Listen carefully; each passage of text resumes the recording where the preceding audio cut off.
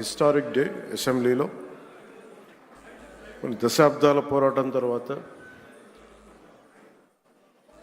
వర్గీకరణని ఈరోజు చాలా విజయవంతంగా బిల్లుని ప్రవేశపెట్టి దాన్ని సాధించిన ఘనత గౌరవ ముఖ్యమంత్రి శ్రీ నారా చంద్రబాబు నాయుడు గారిది.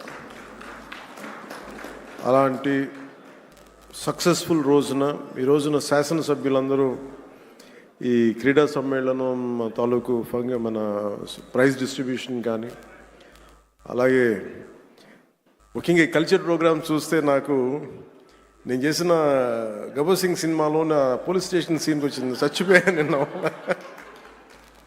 అంటే నేను ఎప్పుడు నా లైఫ్లో ఇన్ని దశాబ్దాలు అంటే మనకు కొంచెం మన అసెంబ్లీలో ఇన్ని దశాబ్దాలుగా ముఖ్యమంత్రి గారిని మన నారా చంద్రబాబు నాయుడు గారిని చూస్తున్నప్పుడు ఎప్పుడు ఆయన ముఖం ఇంత నవ్వుగా నేను నా జీవితంలో మనం ఎవరూ చూడలేదు. అసలు ఎప్పుడు అంటే అంటే నవ్వే పరిస్థితులు ఉండవు. ప్రత్యేకించి ఇందాక మన గౌరవ శాసనసభ్యులందరూ కల్చరల్ ప్రోగ్రామ్స్ చేస్తూ ఉంటే ఒక నియోజకవర్గాన్ని బాధ్యత మోసే ఎమ్మెల్యేకి ఎన్ని బాధ్యతలు ఉంటే 175 నియోజకవర్గాలు, ఆల్మోస్ట్ ఒక ఇన్ని పార్లమెంట్లు, 25 పార్లమెంట్లు, ఒక రాష్ట్రం, ఇన్ని కోట్ల మంది జనం బాధ్యత మోసే వ్యక్తి నవ్వు రావడం అనేది ఉండదు. ఎప్పుడు లోపల ఎలా చేయాలి సమస్యను ఉంటుంది. అలాంటి వ్యక్తికి మీరు, అలాంటి బలమైన నాయకుడికి మీరు నవ్వు కలిగించినందుకు మనస్ఫూర్తిగా మీకు చేతులెత్తి నమస్కరిస్తున్నాం. ఒక సింపుల్గా చెప్పాలంటే మీరు చేసిన performance simple I can say wow. అసలు ఎంత ఆనందాన్ని ఇచ్చిందంటే నేను మర్చిపోయాను. నేను అసలు అంటే నేను ఇంటికి వెళ్ళి కూడా కొన్ని రోజులు నవ్వుకునే పరిస్థితి ఉంది నాకు. అంటే ఇది ఎంత అంటే ఇది మన ఒక్కళ్ళకి ఆనందం కాదు. ఇది శాసనసభ్యులు అంటే ఎప్పుడు వ్యక్తిగత కక్షలు, గొడవలు, అరుపులు, కేకలు అన్న సంస్కృతి గత 5 సంవత్సరాలుగా చూసాం. అలాంటిది మనందరం విభిన్నమైన పార్టీలకు చెందిన వాళ్ళం, అందరం కలిపి ఎన్డీఏ కూటమి.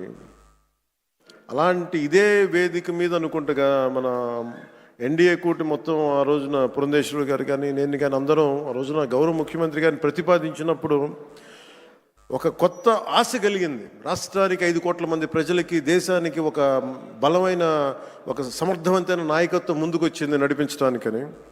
ఈ రోజున సమర్థవంతమైన నాయకత్వమే కాదు, ఆనందాన్ని పంచే నాయకత్వం కూడా శ్రీ నారా చంద్రబాబు నాయుడు గారిలో చూసాం. అసలు ఇలాంటి వేడుకని ముందుకు తీసుకెళ్లిన వ్యక్తి సహజంగానే ఆయనలో ఉండే ఒక గ్రేట్ హ్యూమర్ ఉంటుంది, హాస్యశీలి. శ్రీ చింతకాయ మన గౌరవనీయులు స్పీకర్ శ్రీ చింతకాయల అయ్యన్న పాత్రుడి గారి పాత్ర ప్రశంసనీయమైంది. ఎందుకంటే ఆయన కనుక పూనుకోకుండా కానీ ఉండుంటే ఇంత ఆనందాన్ని మనకి లభించే అవకాశం ఉండేది. మనస్ఫూర్తిగా చింతకాయల అయ్యన్న పాత్రుడి గారికి మనస్ఫూర్తిగా సందర్భంగా నేను ధన్యవాదాలు తెలియజేస్తాను.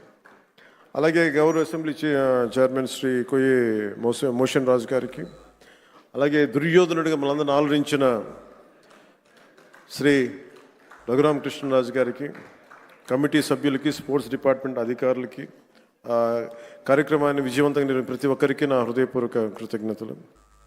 ఈ 3 రోజుల పాటు మన శాసనసభ్యులు cricket, tennis, shuttle, volleyball, kabaddi, athletics, tug of war అనే క్రీడల్లో ఉత్సాహంగా పాల్గొనే క్రీడా స్ఫూర్తిని ప్రదర్శించారు.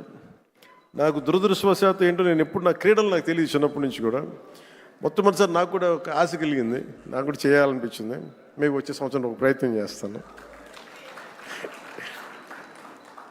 ఈ పోటీలో విజయం సాధించిన సభ్యులందరికీ నా హృదయపూర్వక అభినందనలు. మీరు చూపించిన సహనశీలత కానీ, పట్టుదల కానీ, ఇది ఏదో సరదాగా ఇవన్నీ కంటే కూడా మనందరి మధ్య ఒక స్నేహపూర్వకమైన వాతావరణం, అంటే ఏదన్నా సమస్యలు వస్తే కలిసికట్టుగా పోరాడే ఒక ఐక్యతనిచ్చింది. అది నాకు చాలా చాలా ఆనందాన్ని ఇచ్చింది.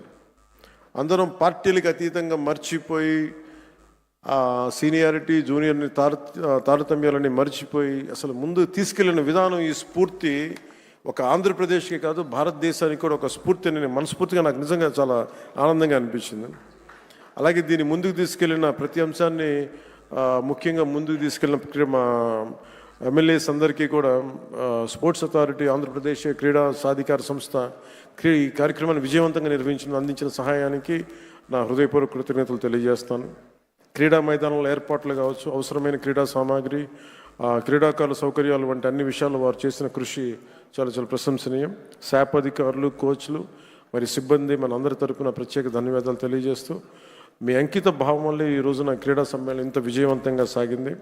ఈ సమ్మేళనాన్ని విజయవంతం చేసిన ప్రతి ఒక్కరికి నా మనస్ఫూర్తిగా అభినందనలు తెలియజేస్తూ, ఈ పోటీలో పాల్గొన్న ప్రతి ఒక్కరికి నా ప్రగాఢ అభినందనలు తెలియజేస్తూ, విజేతలకు మరొకమారు శుభాకాంక్షలు తెలియజేస్తూ, మనందరం ఈ స్ఫూర్తిని, ఈ ఆనందాన్ని ముందుకు తీసుకెళ్తూ ఈ ప్రజా సంక్షేమం కోసం, ఆంధ్రప్రదేశ్ అభివృద్ధి కోసం గౌరవ ముఖ్యమంత్రి గారి స్వర్ణాంధ్రప్రదేశ్ 2047 దిశగా అందరం అడుగులు వేయాలని, ఈ కనీసం నేను ప్రతిసారి పదే పదే చెప్తాను, ఈ ఆనందం కనీసం స్థిరత్వం ఇవ్వాల్సిన ఆనందం, కేవలం మనం ఈ రోజున ఆనందంగా ఉండటమే కాదు, ఈ ఆనందాన్ని వచ్చే కనీసం 1.5 దశాబ్దం పాటు మనందరం కృషి చేసి ముందుకు తీసుకెళ్తే తప్ప ఈ గాడి తప్పిన ఈ రాష్ట్రాన్ని గాడి పెట్టాలంటే కనీసం 15 సంవత్సరాలు కనీసం పనిచేయాలి. ఇది ప్రధానమంత్రి గారు 3వసారి ప్రధానమంత్రి అయ్యారు. అలాగే ఆయన 3 పర్యాలు నేను ముఖ్యమంత్రిగా చూడాలి, నాకు మనస్ఫూర్తిగా నాకు ఆశయం, కోరిక కూడా. ఎందుకంటే ఆయన అనుభవాన్ని మనం ఎక్కడ కూడా అసలు పక్కన పెట్టలేం. సో ఆయన దగ్గర నేను మనస్ఫూర్తిగా ఈరోజు మరోమారు గౌరవ సభ్యులందరి తరపు నేను ముందు చెప్తున్నాను, ఆయన దగ్గర నుంచి నేర్చుకోవడానికి కానీ, ఆయన కింద పని చేయడానికి కానీ నేను అనుక్షణం ఎప్పుడు సంసిద్ధంగా ఉంటానని తెలియజేసుకుంటూ, నాకు ఈ అవకాశాన్ని ఇచ్చిన ప్రతి ఒక్కరికి ధన్యవాదాలు తెలియజేసుకుంటూ, ముఖ్యంగా మీరు ఇంటికి వెళ్ళేటప్పుడు మీరు చాలా అనుభవాలు తీసుకెళ్తున్నాను. ఇందాక గౌరవ ముఖ్యమంత్రి గారు కూడా చెప్తా ఉన్నారు, వారిద్దరు మన సుందరపు విజయ్ కుమార్, మన ఇంకో శాసనసభ్యులు ఇద్దరు చేసింది, రాలిపోయే పువ్వా నీకు రాగాలి ఎందుకంటే, నేను అది గుండెల్లో నింపుకొని కారులో వెళ్ళే వరకు, ఇంట్లో పడుకుపోయే వరకు ఈరోజు అదే నవ్వుతూ ఉంటాను. ప్రతి ఒక్కరు చేసింది అంటే మనస్ఫూర్తిగా అందరికీ ధన్యవాదాలు తెలియజేసుకుంటూ, జయ ఆంధ్ర, జయ భారత్, జయ హింద్.